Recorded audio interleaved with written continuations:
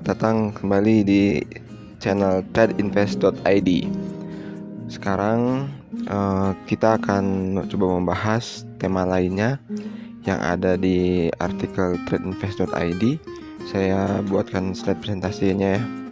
Langsung saja kita mulai. Yang pertama ini tentang langkah awal untuk berinvestasi.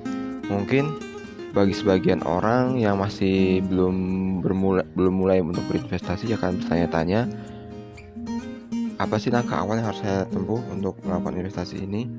Nah, mari kita langsung bahas saja ya. Kita mulai.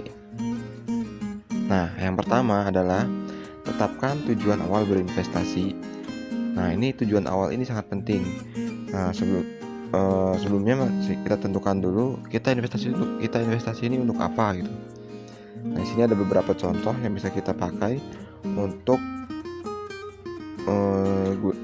kita gunakan sebagai alasan kita atau tujuan kita untuk berinvestasi. Yang pertama ini untuk tabungan hari tua. Tentu kita tidak mau menyusahkan orang-orang di sekitar kita pada saat hari tua nanti ya. Makanya kita mempersiapkan diri dari sekarang, di saat kita masih produktif, di saat kita masih berpenghasilan, untuk menyisihkan penghasilan kita untuk kemudian di hari tua nanti ya. Itu salah satu tujuan untuk berinvestasi. Yang kedua untuk pendidikan biaya anak. Seperti kita ketahui saat ini biaya pendidikan anak itu semakin tahun semakin naik. Dan untuk salah satu tujuan untuk berinvestasi ini adalah untuk memenuhi atau untuk mencukupi kebutuhan biaya pendidikan anak ini ya. Agar suatu saat kita membutuhkan biaya yang banyak untuk pendidikan anak, kita tidak susah-susah lagi untuk mencari biaya untuk pendidikan tersebut. Kita tinggal ambil dari biaya investasi kita. Itu. Atau yang ketiga ada juga untuk mencari modal usaha.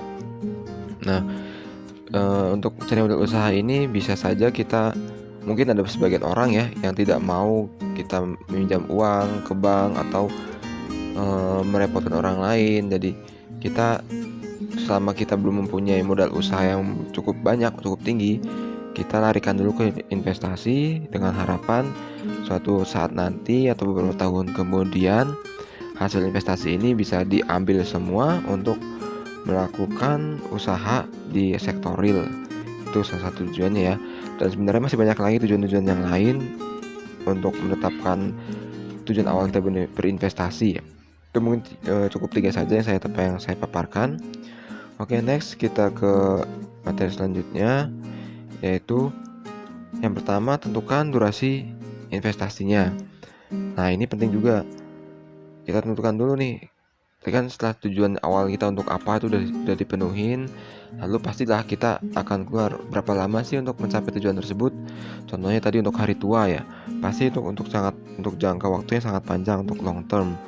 Nah, bisa nanti di atas 5 tahun itu di masa tua. Sedangkan tadi contohnya untuk modal usaha, itu mungkin kita hanya butuh waktu 1-2 tahun yang akan datang. Itu ya. Mungkin secara garis besar durasi investasi ini bisa dibagi menjadi 3 jenis, yaitu jangka pendek 1-2 tahun, sedangkan untuk jangka menengah 2-5 tahun, untuk jangka panjang ini di atas 5 tahun. Itu untuk durasinya ya. Nah, setelah kita mengetahui durasinya, tentu kita juga kita akan memasuki ke langkah berikutnya. Nah, ini setelah mengetahui durasinya tadi ya, kita tentukan dulu profil investasi kita seperti apa gitu. Tentu setiap orang itu beda-beda untuk profil investasi ini. Ada orang yang jenis profil investasinya ini konvensional. Dia cukup dengan return yang low, tapi dia juga cuma bisa menerima resiko yang rendah juga gitu. Nah, ini merupakan tipe-tipe konvensional, tipe-tipe orang yang memiliki profil konvensional. Sedangkan untuk yang kedua itu tipe moderat. Tipe moderat ini mereka mengharapkan return yang lebih tinggi dari orang-orang yang konvensional. Makanya dia untuk medium return, dan mereka juga acceptable untuk risk yang akan dihadapi untuk berinvestasi ini. Nah, satu lagi itu tipe agresif. Tipe orang-orang seperti ini akan mengharapkan return yang tinggi dari investasinya. Tentunya dengan return yang tinggi, mereka juga siap akan menerima resiko yang tinggi juga dari investasi yang akan dia lakukan.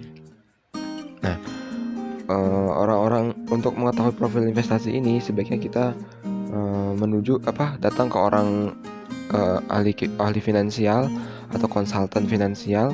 Mereka nanti akan mengajukan beberapa pertanyaan, dan nanti di setiap pertanyaan itu ada scoringnya. Nanti hasil akhir itu scoring itu dijumlahkan, nanti ada beberapa jumlah skornya berapa itu nanti akan masuk grade apa, konvensional atau medium kah, atau untuk agresif kah. Jadi nanti akan ada suatu kuesioner itu ya ke konsultan itu. Nanti kita harus mengisinya gitu untuk mengetahui tipe profil ini ya. Next. Nah, contoh investasi sesuai profilnya itu ada beberapa ya. Untuk tipe konvensional ini biasanya mereka lari ke emas atau deposito atau ke tanah. Jenis-jenis investasi ini cocok untuk tipe-tipe orang yang konvensional. Nah, untuk kenapa mereka cocok ke sini? Karena tiga tipe investasi ini memiliki low risk, ya risikonya rendah. Untuk emas, deposito, dan tanah ini tentunya karena risikonya rendah, maka returnnya juga rendah. Nah, sedangkan untuk tipe-tipe yang dengan moderat, mereka cocok untuk masuk ke reksadana campuran dan reksadana saham. Nah, jenis-jenis reksadana ini, dua jenis reksadana ini cocok untuk orang-orang yang memiliki profil moderat.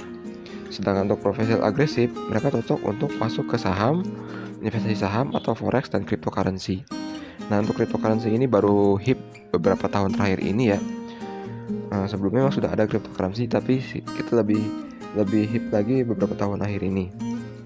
Nah, untuk tipe-tipe jenis investasi yang bisa kita masuki sesuai dengan profilnya tentunya. Kita jangan salah kalau misalnya tipe konvensional masuk ke saham misalnya, mereka pasti tidak akan menerima risiko-risiko yang akan diakibatkan oleh investasi di saham, karena profil mereka itu sangat low gitu, profil untuk risknya. Itu ya untuk contoh investasinya. Mungkin itu saja yang bisa saya sampaikan untuk langkah awal kita menuju investasi. Tadi sudah disebutkan, tentukan dulu tujuan awalnya, kemudian setelah tujuan awal tentukan durasinya berapa lama, kemudian setelah durasi berapa lama masuk ke profil investasinya. Setelah masuk ke profil investasi, baru kita menentukan jenis investasi yang akan kita masuki.